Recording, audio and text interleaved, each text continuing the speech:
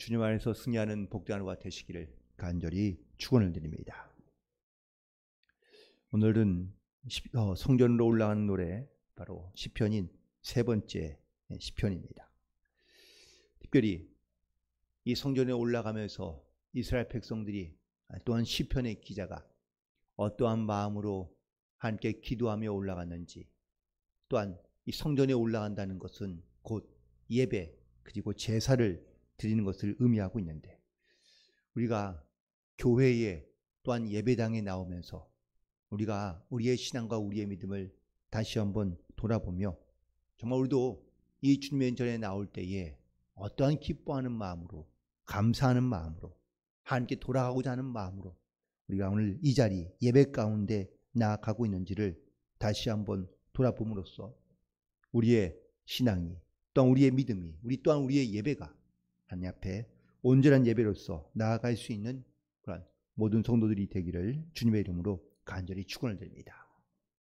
특별히 오늘 시편의 기자가 성전에 올라가며, 특별히 오늘은 그 예배 자리에 나아갈 때 어떠한 마음으로 예배 자리에 나아가고 있는지를 오늘 함께 말씀을 통해 은혜를 나누고자 하는데, 첫 번째 오늘 본문에 있는 말씀의 1절에 보니까 그 성전에 올라가자 할 때에 제가 기뻐하였다고 고백하고 있습니다. 즉 성전에서 예배드리는 이 예배자의 첫 번째 마음은 바로 기쁨으로 나아가는 것입니다.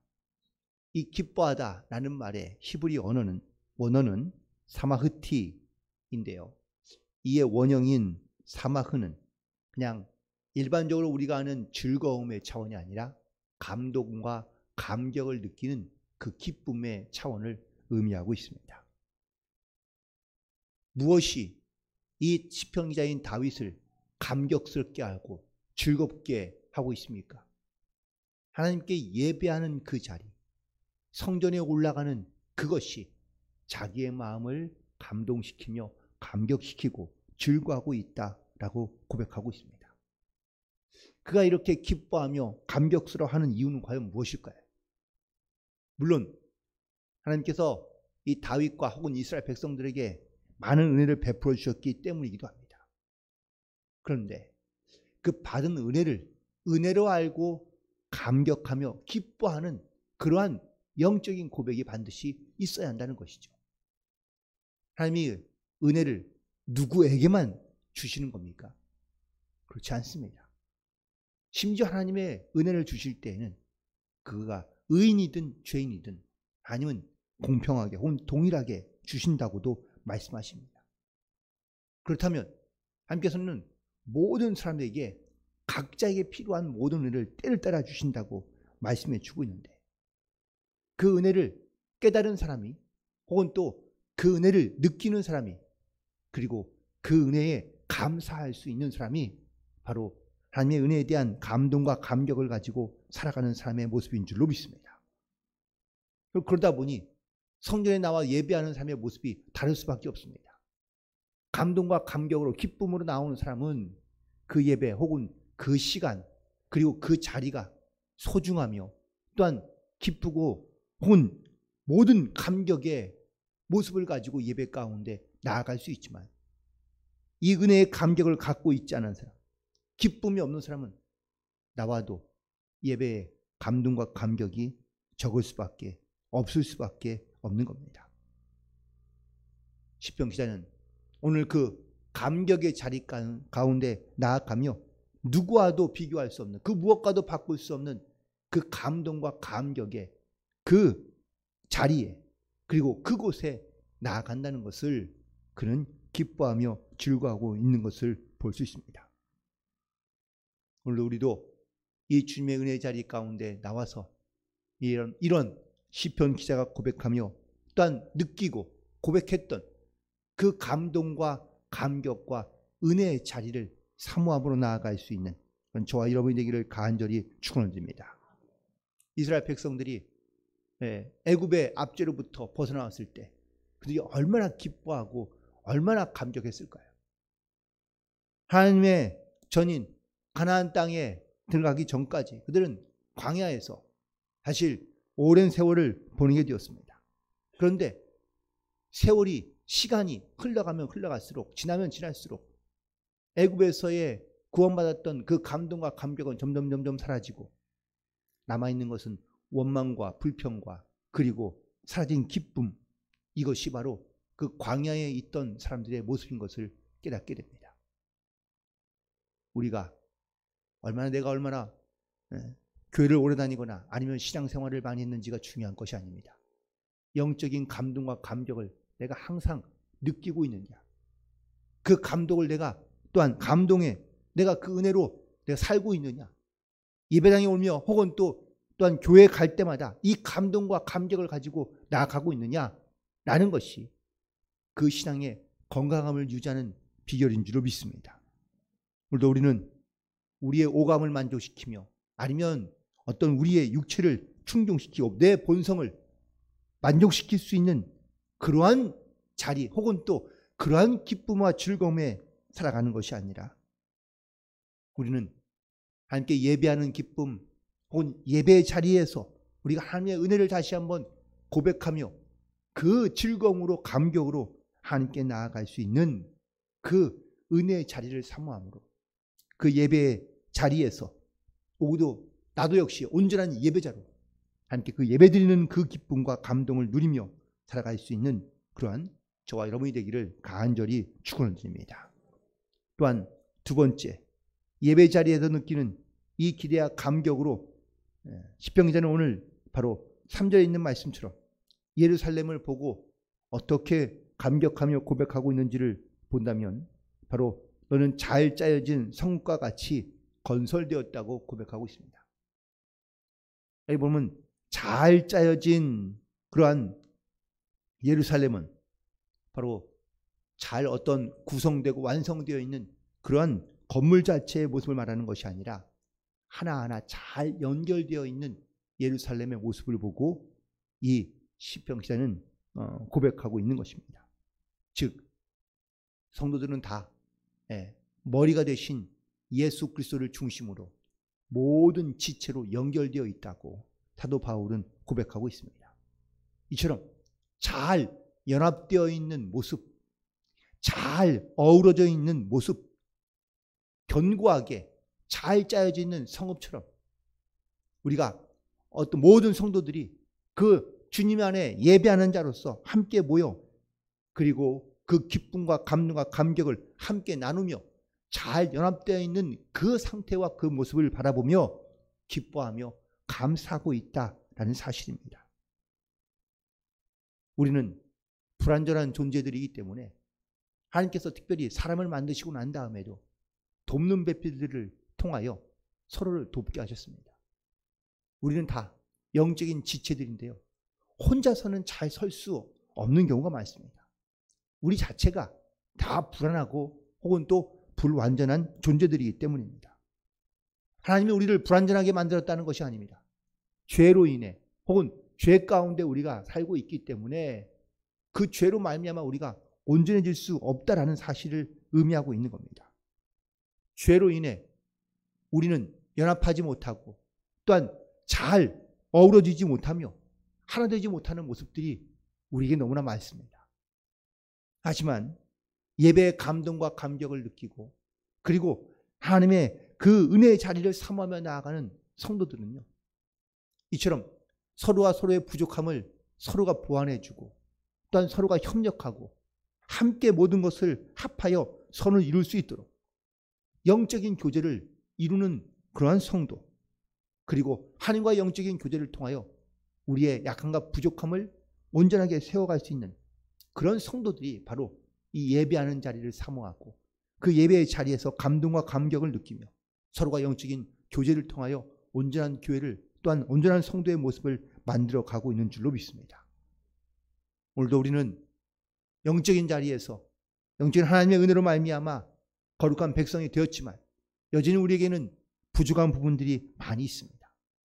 그래서 함께 합력하여 선을 이루어갈 수 있는 그러한 믿음 안에 동역자로 우리를 부르셨으니 그 예배의 자리, 그 예배의 감격뿐만 아니라 함께 연합함으로 하나가 되어 하나님의 온전하신 뜻을 이루어갈 수 있는 그러한 성도로서 이 땅 가운데 살아가야 될 줄로 믿습니다. 그리고 세 번째는 예배의 자리에 어떻게 나아가야 되는지 바로 4절에 있는 말씀에 보니까 여호와의 이름에 감사하려고 그리로 올라가고 있다고 고백하고 있습니다. 이처럼 우리가 예배 자리에 올라갈 때에 우리에게 또다시 매우 중요한 세 번째 모습은 바로 감사함으로 올라가는 것입니다. 이스라엘 백성들은 하나님의 명령을 따라 1년에 3번씩 바로 성전에 올라갔습니다. 물론 그것이 무교절, 7.7절, 초막절 이러한 절기를 따라 올라가는데 왜 하나님께서 이 절기 때마다 올라가게 하시며 혹은 절기 때마다 올라갈 때 반드시 가져가야 될 것이 있는데 그건 바로 제물이었습니다. 제물은 왜 가져가는 걸까요? 자기의 죄를 깨끗하게 씻기 위하여 죄를 대신할 대속물로 가져가지만 사실 그 죄에 대한 고백 가운데 가장 중요한 것은 감사입니다. 나의 죄를 용서하시는 하나님께 감사하고 또한 나에게 베푸셨던 그 모든 것들에 대한 감사함으로 거두어드리고 또한 내가 수확한 모든 것들에 대하여 감사하는 그 모든 것들, 그래서 하나님께 어떠한 감사함으로 나아가야 될지를 깨닫고 고백하며 또한 그 의미를 되새기게 하는 것이 바로 이 성전에 올라가고 있는 그러한 이스라엘 백성들 성도들의 모습인 것을 말하고 있습니다.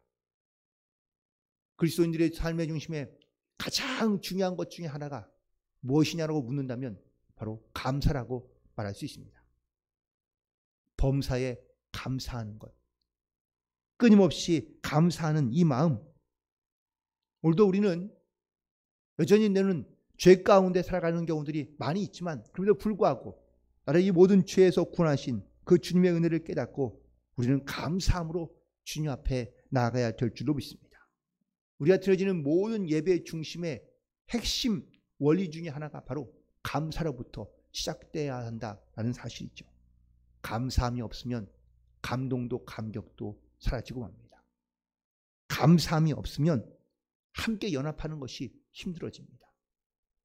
감사함이 있을 때 우리의 마음과 또한 하나님에 대한 신뢰뿐만 아니라 무엇이 주님의 은혜인지를 분별하는 지혜를 얻게 되고 그리고 감사가 있을 때 내 삶에 하나님의 영광을 기억하며 살아가고자 하는 순종함도 우리 가운데 나타날 수 있기 때문입니다. 그러므로 날마다 하나님이 나에게 주신 은혜를 발견하고 그 모든 은혜에서 감사함의 제목들을 찾아가며 그리고 하나님께 영광을 돌리며 나아갈 수 있는 그러한 모든 성도들이 되시기를 간절히 축원을 드립니다. 그리고 마지막으로 특별히 이 예배 자리에 올라가는 그러한 성도들의 모습은 바로 6절에 있는 말씀처럼 예루살렘을 위하여 평안을 구하고 예루살렘을 사랑하는 자는 형통케 하신다는 그 하나님의 은혜 그리고 하나님의 또한 영광을 바라보며 나아가는 성도인 것을 깨닫게 됩니다.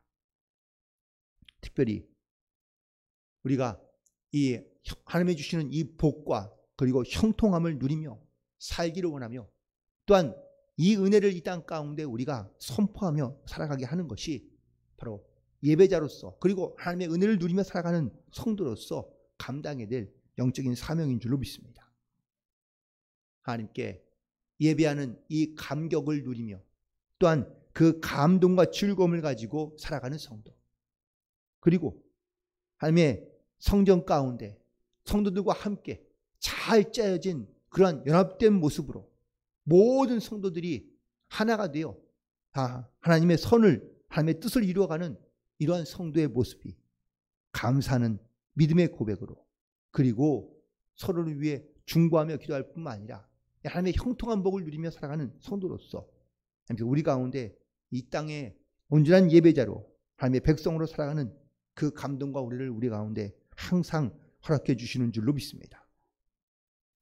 오늘도 이 새벽이지만 이 자리 가운데 예배하기 위하여 나온 사랑하는 성도 여러분, 우리가 다시 한번 이 예배 자리에 나올 때마다 아니 이스라엘 백성들이 성전에 올라가며 이 시편의 기자가 성전에 올라갈 때마다 불렀던 이 성전에 올라가는 노래 가운데 우리도 같은 감동과 감격을 가지고 즐거움을 가지고 하나님께 예배하며 나아갈 수 있게 되기를 간절히 소망합니다.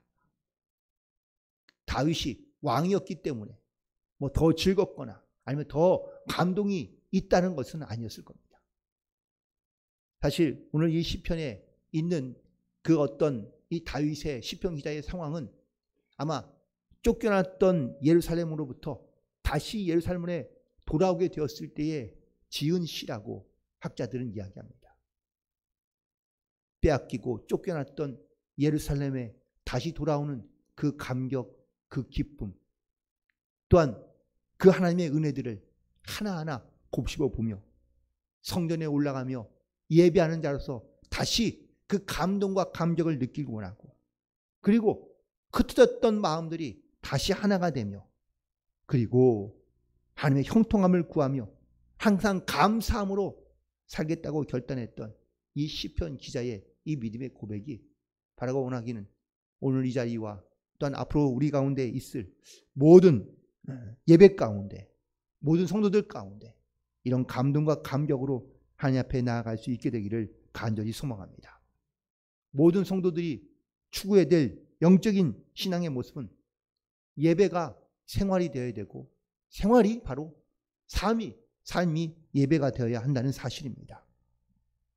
그러므로 이 예배가 내 삶의 어떤 일부가 아니라 내 삶의 모든 것이 되고 전부가 되어서 그 예배자로서 살아가는 그 감동과 감격과 감사와, 그리고 우리가 무엇을 기도하며 회복해야 되는지, 하나님께서 또 우리에게 주시는 형통의 은혜와 축복이 무엇인지를 반드시 다시 한번 기억하고 또한 깨닫고 고백하며 하나님께 온전한 예배자로서 오늘도 믿음 안에 승리하며 나아갈 수 있는 그런 승리하는 하루가 되시기를 주님의 이름으로 간절히 축원을 드립니다. 기도하시겠습니다.